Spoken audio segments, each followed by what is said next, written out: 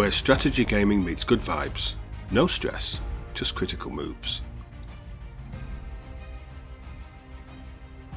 Welcome back to the Critical Moves podcast, where tonight we're going to be talking about the best strategy games of 2024. There's been a hell of a lot of great games coming out in the last year, so today's opportunity to talk about the ones that we think have been truly epic titles. I'm Al, and I'm joined tonight by Nuno. Hello, everyone. And Tim. Good day, everyone. Tim is going to start us off with what he thinks is one of the best games of 2024.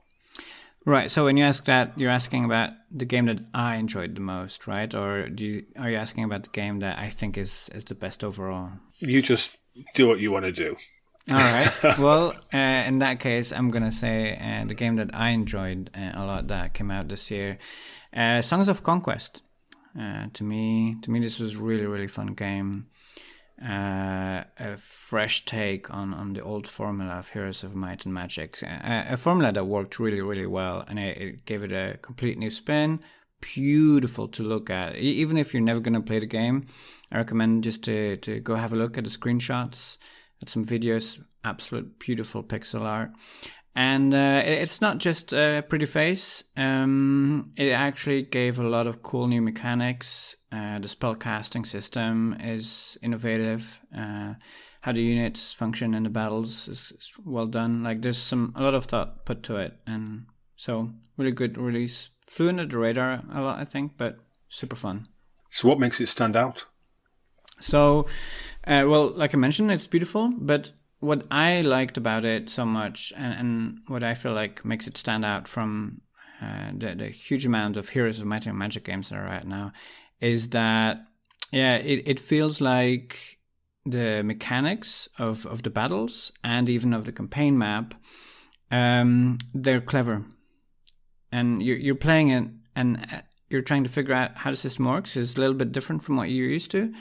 And it suddenly clicks together and it makes sense, and you're wondering, like, wait a minute, why are the other similar games not like this? Why did they not implement these mechanics?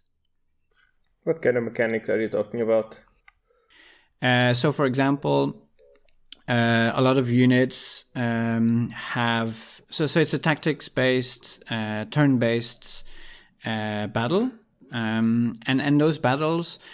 you can cast as many spells as you want, but depending on how many units you have, you gain mana for casting spells. So it's not just one spell a turn. It's like depending on how big your army is. So you're incentivized to have a big army, even if you're heavy into spell casting. Furthermore, if your units wait, that's not necessarily a bad thing, and it is a bad thing, so it's okay if you move forward during your turn. Whereas with the other games, you're kind of incentivized to wait, and then everyone kind of waits around. And this is done through a maximum range of the units, so even your archer units, they want to move forward. So it's not like a game of chicken, seeing who's going to move forward first. A lot of things like that I think is really well done. One last mechanic I would say is, if one of your stacks dies, the enemy gains momentum. So you're not incentivized to have like lots of small stacks of units, something that you did in the old games to kind of distract the other one, to be a bit of a gaming the system, and this avoids that a bit. So, overall, like really well done, well thought out mechanics that make the game enjoyable to me. I have just played a couple of hours of it, and what stood out to me the most was the pixelated graphics, because they look absolutely gorgeous. I never clicked with the campaign. I think I played the first act, which is like some 5-6 missions, I think, in total, but then after that I just fell off. But I think the graphics are just outstanding. They're really, really good. So what you've described there then, Tim, is you're almost incentivized to have a bit of a doom stack going on. That's a general idea behind these games, I would say. But there is a counter mechanic to that, and that is that the amount of slots that your champion has is very limited. And when your hero levels up, you can try to increase its magic, try to increase the damage that your units make or its movement speed, or you can increase how many stacks you're allowed to carry with. So that heavily limits that doom stacking, actually. And how important, you say this is based on the Heroes of Might and Magic series. How important is magic in this game? I kind of like how it's not at all obligatory to go with magic, such as Heroes of Might and Magic. You can totally forego leveling into it, and then it's like a minor thing, and rely more heavily on your troops. Or you can lean totally into it. But so it's not mandatory, the whole magic thing. And it's really fun to play as well. Local co-op, offline it has, or local against each other. You can play on one screen with a controller. The controller plays really well as well. Like, it's very easy to use a controller, so you can be on the sofa an afternoon with a friend while you're having some snacks and pass the controller around, and pretty fun. That's interesting, because I think that we always think of strategy games as being quite reliant upon mouse and keyboard interface, but it works quite well with the controller. Because it's turn-based, so that's what makes it good with the controller. So, but not in any way, shape or form dumbed down. No. If you can do everything with the controller. No, absolutely not, no. So what about you, Al? What games did you enjoy in 2024? Or what games did pop up on your radar? One which, ironically, another game which is really good with a controller is Empire of the Ants, which has come out very recently from Microids. Have you played this one? I've seen it. I haven't played it. Is it any good? I have seen a couple of gameplays of it. I think again, I'm being very superficial today. I think the graphics look fantastic because they're photorealistic. But I haven't played it, and from the videos I saw of it, I couldn't figure out how you play the game because it looks very confusing. It's probably the one of the most interesting strategy games that has come out this year. A lot of the reason for that is because it is played from the perspective of the ant. You're right about the photorealism, and it does look absolutely beautiful. Now, when you guys were talking about Songs of Conquest looking gorgeous, I was at the back of my mind saying, well, graphics don't make a good game, and generally get on my high horse about about those kind of things, which is as you'll know, something that I do quite a lot. But Empire of the Ants is just glorious to look at. You could actually just spend hours just being immersed in this world, all from the perspective of one of the tiniest creatures. And that's kind of rare, no? That's kind of rare for strategy games. Like, usually strategy games are not so graphical, and then I guess with both Songs of Conquest and Empire of the Ants, it's very beautiful. So maybe we're seeing a shift in the genre towards being more visually appealing. But the one thing that really stands out about Empire of the Ants is that there's no godlike overview. You don't get a bird's eye view of the battlefield. You can only see what you can see from the perspective of your commander unit.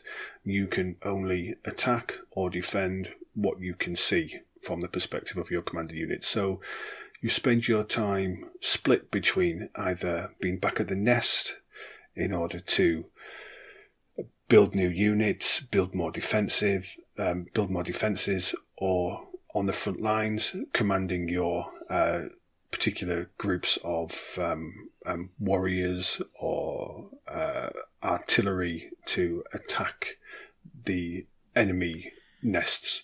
You can't be in two places at once. That sounds challenging, no? It is. It is. You've got to really think about placement. Is it ever frustrating? I didn't find it frustrating because there's a lot of joy in just traveling across the map. Yeah. When you see, and it's strange, butterflies flying over or bees flying over, and just stopping and looking at these at these things as they go past.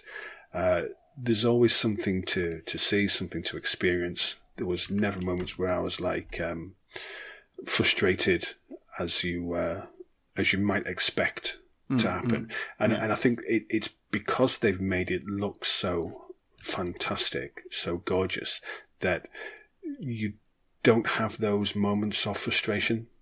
Just moving from the back of your base where you're building a new unit to the front lines to be able to command your ant armies.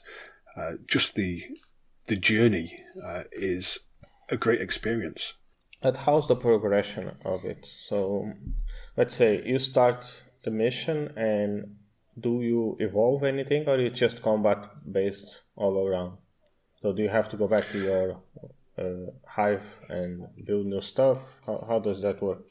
You have to take over nests, and for each nest you can have additional units to be able to use in the battles. The progression is you would take over an enemy nest, which then gives you more units to be able to move on and take over other nests. You often have objectives to build different higher powered types of ants, which are needed to take over more powerful enemies. So there is some progression, but it is certainly not the most complex of titles. This is not grand strategy. It is a solid action RTS game, which I think as long as you take it on face value and expect as much, it's a really enjoyable game to play. From what you're describing, it's reminding me of another title called, I'm not sure if you guys played, called Tooth and Tail. Where you Tooth and Tail, yeah, that was fun. Yeah, it was very similar to that because you controlled an animal. I think they were rats. I think there were lots of animals, and with your main animal, you would go around and gather other animals, and like you would order one unit to do that, order another to do something else, and which actually also made it a good controller based strategy game, because you had to walk around, right? And then you that's the interesting part I thought about it, is that you walk around and you can play it very casually, like a controller, like your ants, I guess. And I guess that's what you were trying to say, Nino. Yeah, I think it's very similar. I guess this is the kind of game that would work great on a controller. And I think that one of the reasons why Tooth and Tail played like that, it was because it was one of those first games that tried to simplify, quote unquote, the RTS controls, because I think the game is almost 10 years old as of right now. And I think it worked great because the game came out in consoles, I think. But yeah, from what I was describing, I think that they're very similar. Do you think we're seeing a shift in accessibility in RTS games? You look at some of the titles which are coming out, like there's Battle Aces, where battles only take maximum 10 minutes, and it's designed to be played with a controller and cross-platform. Do you think we're seeing a shift towards RTS games or strategy games in general being made more accessible? And if so, do you think that's a good thing that's happening? You also have the Paradox games and all of the other grand strategy games that are going the complete opposite way, right? As in they're becoming more and more complex. Yeah, absolutely. I mean, in those big Paradox games, you didn't have those that complex and that intricate as you do now. And so I mean, also there's people are learning to design games in a way, right? And that's what happens a lot with a lot of these things, is people are seeing what works, what's good, learning from other games, and then adapting that. So maybe people are making better games, better and better. I suppose if you're learning how to design a game, it's going to be quite simplistic to begin with. But I don't know. On that subject of people learning to design games, let's talk about one of the biggest strategy games to be released this year, which is Manor Lords. Right. I don't think any top games of 2024 list would be complete without Manor Lords being mentioned. Nuno, what do you think of Manor Lords? I think it is one of the best medieval strategy games of all time. Even in its currently early access state, I think it's so it has a lot of stuff that I enjoyed as someone who really loves history. It's something that tingles my brain in just the right way. But I can see how some of this stuff might not make a lot of sense for people who don't know a lot about that. Nor do they should. It's a game after all. But I think the game has there's a lot of love for the historical sources, and the fact that the game is built around. So what is Manor Lords? Maybe we start with that too. It is a city builder / RTS medieval, set in the medieval period game, and you're basically just building your own town. You can set up your services. You can set up your homes, your industries, and everything will develop from there. And then you build your armies, and then as soon as you start to reach the late game, you'll start to fight in really well made RTS battles. In fact, because they're really good. And I think there's one thing that I really love about the title is the way that it does. How does it simulate economy? Because it understands that in medieval times, like people had their means of providing for themselves right at home, right? So you have your house, and inside your home you would have your plot of land. You cultivate your vegetables. You would have if you could be working as a tanner, you could be working as a blacksmith or whatever. You would be working from home, and the game builds on top of that. So whenever you're building a house in the game, you're actually also building your economy on top of that. So you can go to the ridiculous extent where you wouldn't even need communal farming in the game if you want to survive in the long run, because you can just attribute massive plots of land to your own people, and they would just go to their day-to-day jobs, if you can call it that, or their communal jobs in the town, and then they will go home at the end of the day, and they will start to plant their vegetables or take care of their animals. And I think it's a fantastic time. What was the main appeal of Manor Lords? I mean, it had 3 million wish lists. It sold incredibly well for an early access title. And this is an indie game being developed by one person. What was the appeal of it? Because when I first saw Manor Lords, I thought, oh, that looks okay. But I wasn't incredibly excited by it. So what does it do? To me, what it does well is it simulates, and it simulates a certain reality, and it makes you be able to feel like you were there, and you make decisions relative to what you think people at the time would kind of make decisions and so on.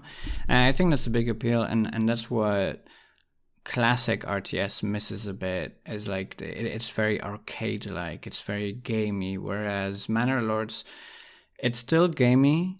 It still has big gamey elements, but it goes more in the direction of simulation, of believability, and I think Nino, you addressed that as well with like historical accuracy. I mean, obviously it's not like a historical game, but it brings up a lot of historic elements that were absent in a lot of the other games.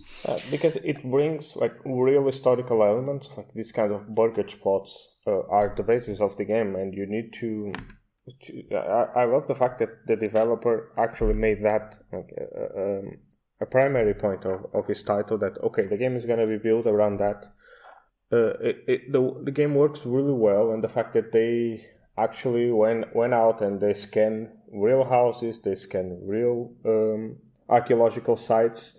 I think it had a lot of authenticity to it, but I also think the game was massively successful because it promised to be something that Total War wasn't going to be. It was maybe, no, I wouldn't say it was promising, but I'd say that if most of your marketing material emphasizes the combat of the game, and those battles, like on the trailers, they look absolutely amazing, and they are. I think people started to see it as a kind of Total War alternative. And the game isn't finished yet. It's still in early access, and there's still updates going on, isn't there? Is it right that it was recently upgraded to Unreal Engine 5? I wouldn't have that info specifically. If I can be counterpointing it a little bit before we move on. To me, I wasn't able to put that many hours in the game, I'll be honest. And I'm not sure how replayable it was for me. It felt a lot like Banished, and I think they must have gotten quite some inspiration from Banished. They did add combat, and it is a bit more than Banished, but yeah, after I've played it and I've made it, so to speak, I'm not sure I want to do that again. Would you say it was primarily a colony sim or a city builder, or would you say it was primarily an RTS game? Oh, definitely a city builder. I appreciate there's elements of both, but you think it's more of a city builder than it is an RTS game? To me, it is. It is both, and not succeeding at either. That's my issue with it. So that's a very interesting point, then, isn't it?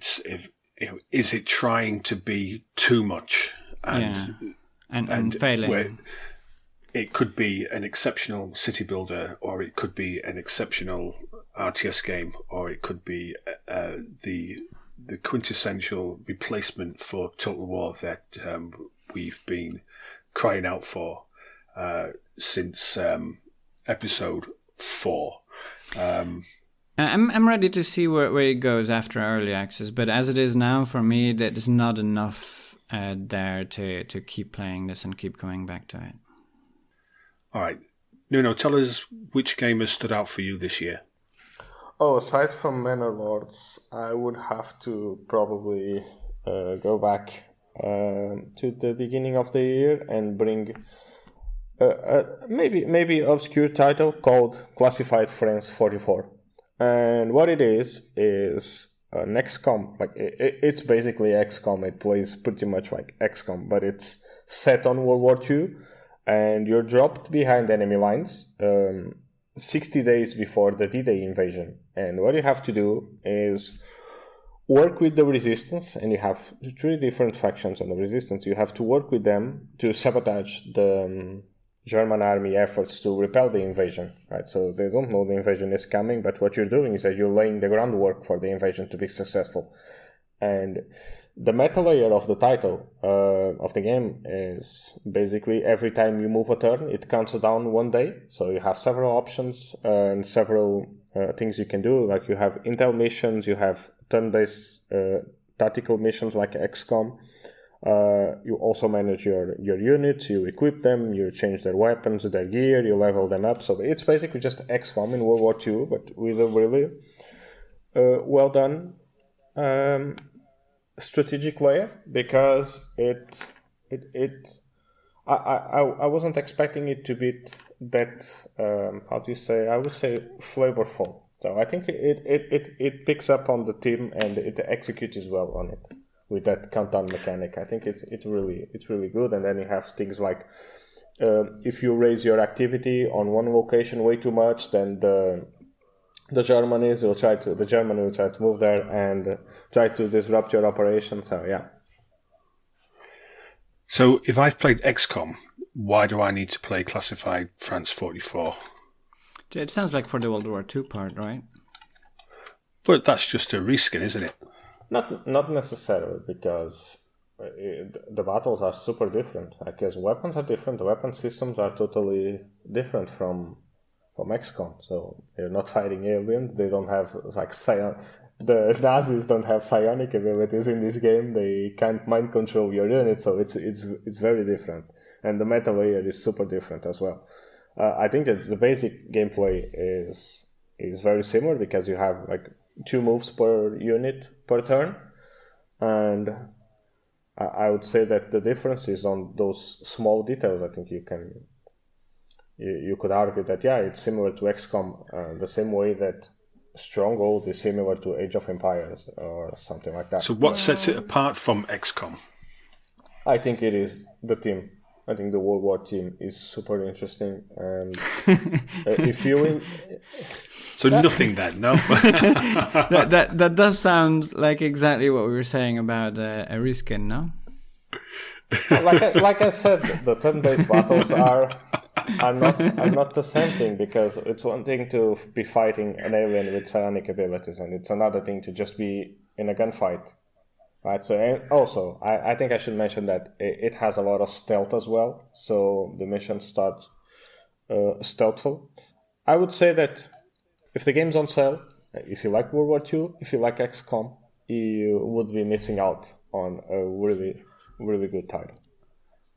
Okay, we can't talk about the best strategy games of 2024 without mentioning Age of Mythology Retold. Wait! I'm sorry. Did you say the best games of 2024 or the best game of 2002? I didn't hear that quite right. Funnily enough, Tim, I was just about to come to you to say, tell me why you don't think that this should count, and then we'll tell you why you're wrong. Sure. I mean, it's a great game. It's fun. They're adding things to it. They're adding DLC as well to it, so they're gonna keep going with that. It's a good game. I want something new. I've played that game. I've made those decisions. I've had that fun, and I want something new. New mechanics, new environments, new theme. I would play it for the nostalgia factor, sure. If I had never played that game and I'm looking at what to play this year for something that came out recently, I would not recommend people to go to this very old game with a very old formula. But Nuno, you really enjoyed Retold, didn't you? Yeah, because I really enjoyed the original as well, and what I was looking for was just the original Age of Mythology, but with a new coat of paint, and I think they nailed it. I would have disliked it a lot if they touched on the fundamentals of the game, and I'm so glad they didn't, because they did a fantastic job. Let's say that you're talking to someone who's never played Age of Mythology. Would you recommend that game to them, or would you recommend a new game? I would recommend Age of Mythology. If you like something, I would say that if you like RTSs, I think Age of Mythology is a very important piece of history in the RTS genre. So when they were transitioning from 2D to 3D, and the game did a lot of things right. So the fundamentals were really good. The story, the mythology aspect of it was really well done. The story is fantastic. It's a massive story. I think it has over 20 missions, right? So, and you don't see a lot of that. So the story is really good, but it was also really good in 2002. Yeah. I agree. I think it was and still is today. If you haven't tried, I think it's worth just for the story alone. If you like mythology and if you like RTS, I think you're gonna love the game. It's worth just for the single player alone, and they keep adding stuff. So they just added 35 new skirmish. I think it's called the Arena of the Gods. I haven't played it, but that's the new DLC, isn't it? It's not. It's a free update. And they added 35 new skirmish missions, I think. So that's a lot of new content. And the game. Don't forget that the game also has a new unseen campaign. So that's also another reason to play it in 2024. But you were saying you don't agree with that, Tim? Well, it's just that it's not a fresh game to me, and it's very fun. Like you said, the story is really, really good. It's very fun, well made, Yeah, but we're talking about games from 2024, so to me, I would want, if we're talking about the best game of 2024, I want something new and fresh. Yeah, I think it's a fair point. Yeah. But it's still a fantastic title. And if you like mythology and RTSs, go try Age of Mythology Retold. No reason to go back to the 2002 one, because this is so much better. It is. So, Tim, you only want to look at games which are unique to 2024.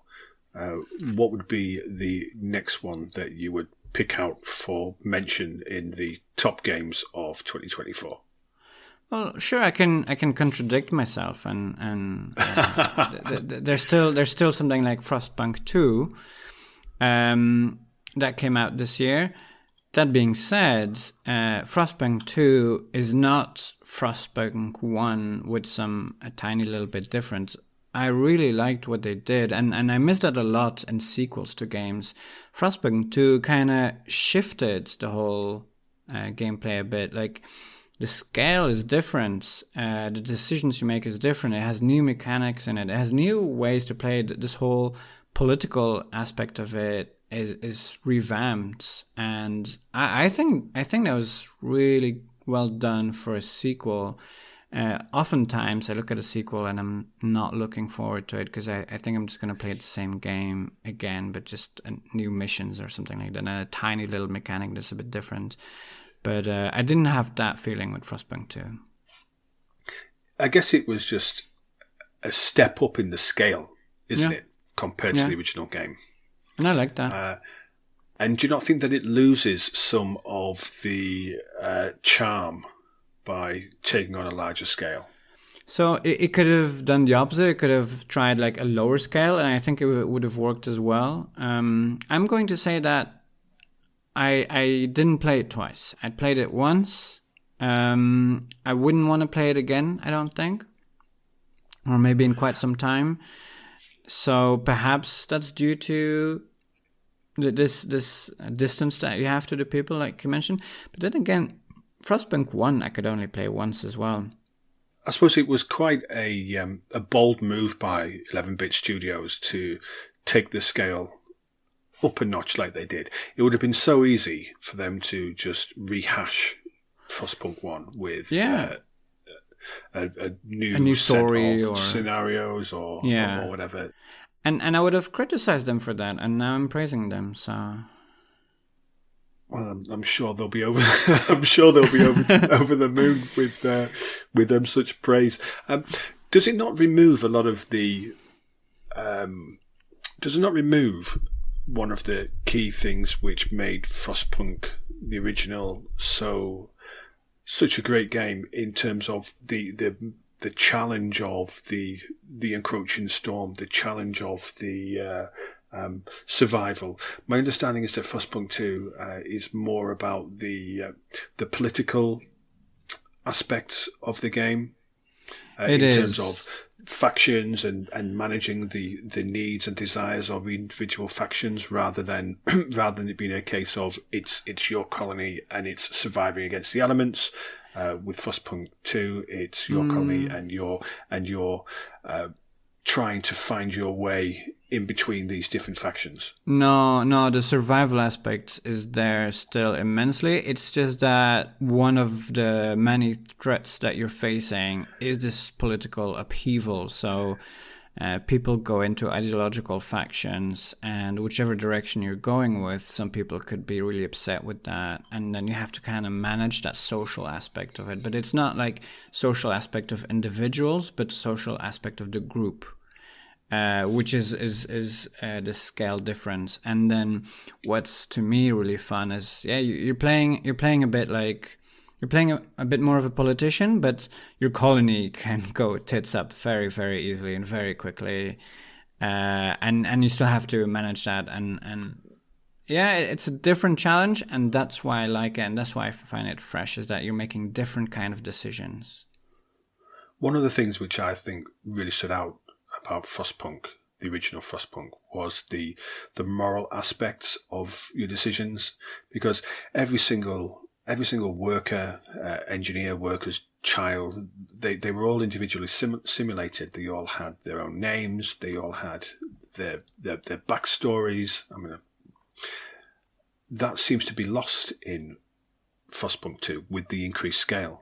Yeah, but again, then you gain this same kind of moral decisions, but yeah, I mean, are we going with more of a traditional approach and in a more intuitive way, in a more grand scale thing, or are we going with innovation and I mean, today's politics, I don't think we need to go into that, but it is more divisive than ever before, and then this kind of gives you this divisiveness that you have, that politics can give you, and this difficulty that you can have in making decisions. And you know that no matter what decision you're making, there's going to be a large group of people that are going to be very upset at that. And then you have to manage them, basically, and not manage individuals, but more like general direction of which way your society is going towards.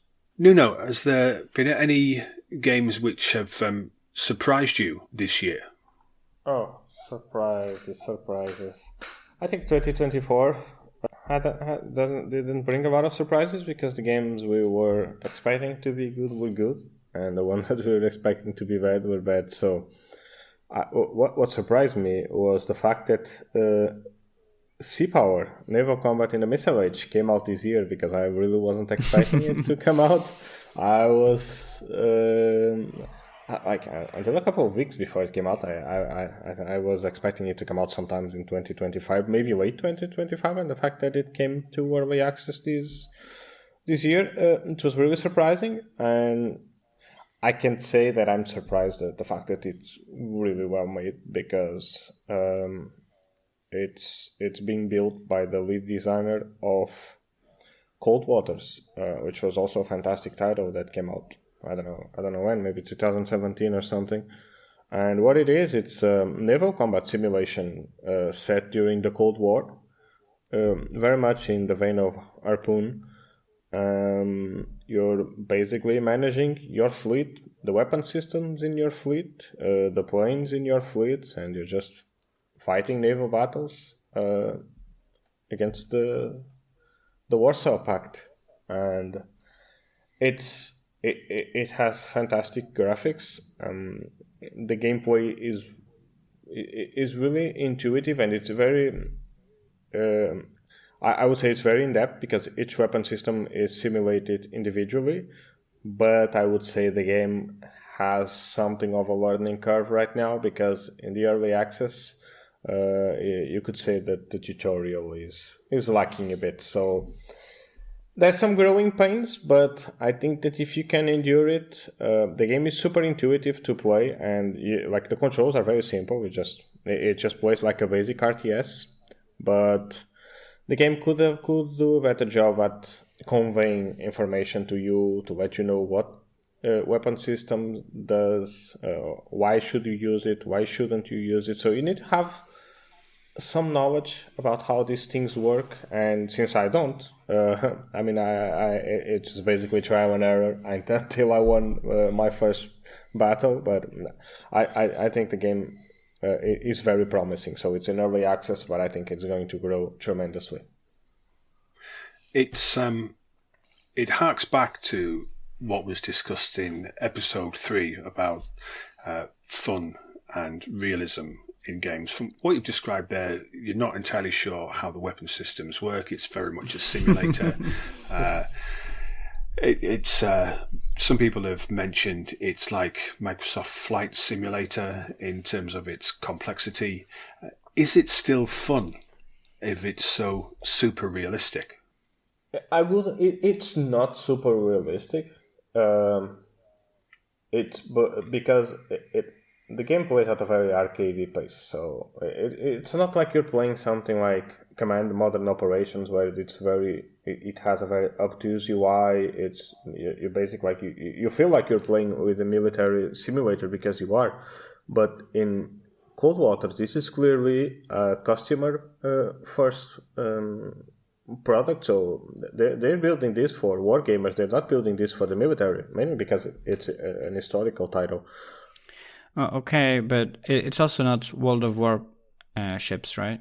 Oh, it's very different because World of Warships is an action game. Yeah. So this is a strategy game. I would say that this is a mix between RTS, like a classical RTS, and war games, a real-time war gaming. Because like you basically control your units on a map, like you move them, you just set waypoints for them with your right clicks, and they'll go there. You use your left click to select the weapon systems and the target, and the thing just plays out.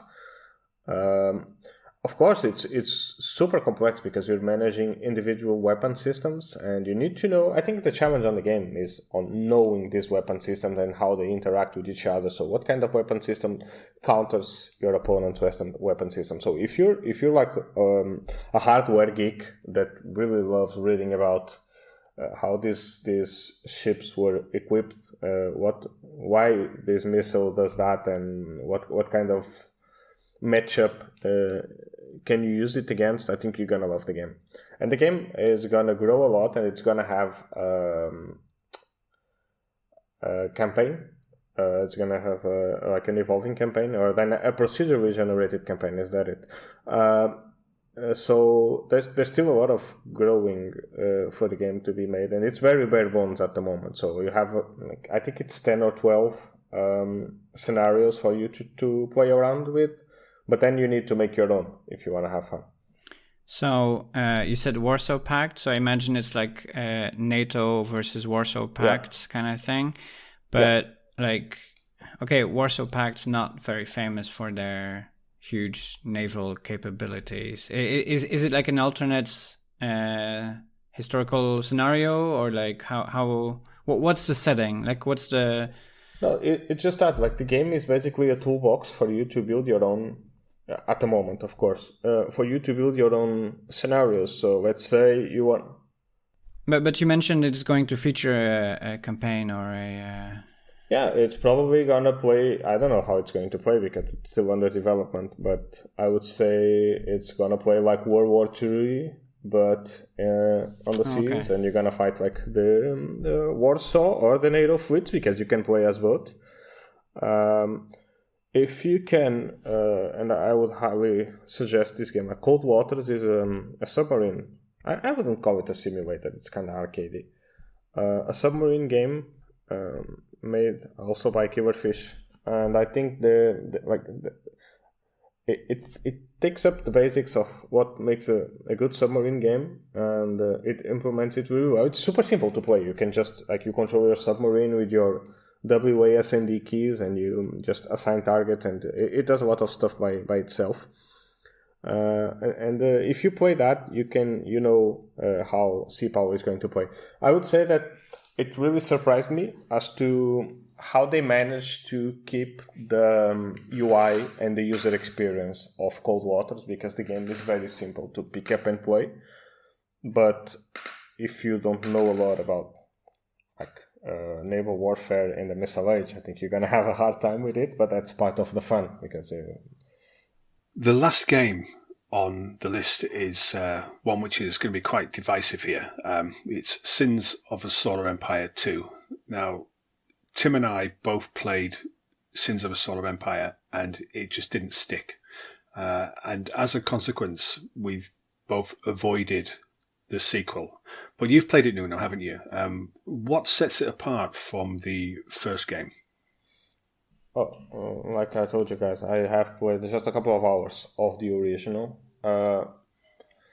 They didn't stick with me back then as well, but for some reason, Sins of a Solar Empire 2 did. It's not a perfect game by any means. I think one thing that the game is terribly missing is a proper full-length campaign, and without a campaign, I don't know. Which is quite surprising because the game was released, I think it was released a year ago on Epic, and it was released this year on Steam. So they've had a full year of early access with a significant player base, and you would have expected them to have put a campaign in that time. I'm not sure what was the reason for not putting the campaign in, but I know they're developing it, so maybe it's gonna come in the future. And I think it's a shame that the game didn't come out with the campaign, just because the setting is so interesting. That really disappointed me. But again, I'm a sucker for games that have very intricate tactical systems, and I think Sins of a Solar Empire surprised me in that regard, because what I was expecting coming back to it, because I haven't played it for more than a decade, was some kind of very basic RTS where you just mash your ships together against other armies, and I was surprised the amount of depth the combat has. You need to make sure your ships have like long range. You need to make sure your fleet composition is properly balanced, and that you have an answer for everything. I really wasn't expecting that. I was expecting it to be just like your basic rock paper scissors kind of RTS, and it really surprised me. So that concludes our look back at the best strategy games of 2024. Do you agree? Do you disagree? Either way, come and tell us. If you visit criticalmovespodcast.com, you'll find all of the links to our social media, to our Discord. You can come and chat to us. You can come and tell us that you think we're fantastic and you agree with all of our choices, or Obviously that we are shit and we don't know what we're talking about. Either's good. Feedback is always welcome. Before we sign off, Tim, I believe you've got a couple of others that you'd like to mention that we didn't include in our list. So one is technically a DLC, but it is a DLC. It's a whole new campaign that is as large as the original, and that's Suzerain Kingdom of Rivia. It came out this year. It's a full new story, very fun. Changes quite a bit from the original. Recommend. So that's the DLC for Suzerain. The DLC. It is. Okay. Yeah. And another quick mention, I would say Mechabellum, a tactics game. It's an auto chess game. It's pretty fun. Excellent. Well, I think that just about concludes it. Nuno, did you want to do a gratuitous plug for your website? Yes, go and visit Strategy and Wargaming, because Daddy needs that ad money to pay his bills. So make sure you go there, strategyandwargaming.com, click on every article you see, leave a like, comment, share, subscribe, all that stuff. Well, thanks very much for joining me, Nuno and Tim. We will be back next week with episode 8, which will be morals in wargaming. Should be very interesting. Looking forward to that one. Thanks very much. Take it easy, guys. I'll speak to you soon. Cheers. Yeah.